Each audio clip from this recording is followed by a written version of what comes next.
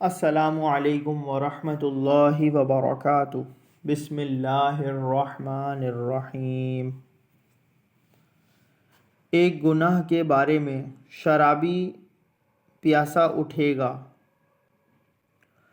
رسول اللہ صلی اللہ علیہ وآلہ وسلم نے فرمایا، جس شخص نے شراب پی پھر بغیر توبہ کیے ہوئے اسی حالت میں مر گیا تو قیامت کے دن پیاسا اٹھے گا۔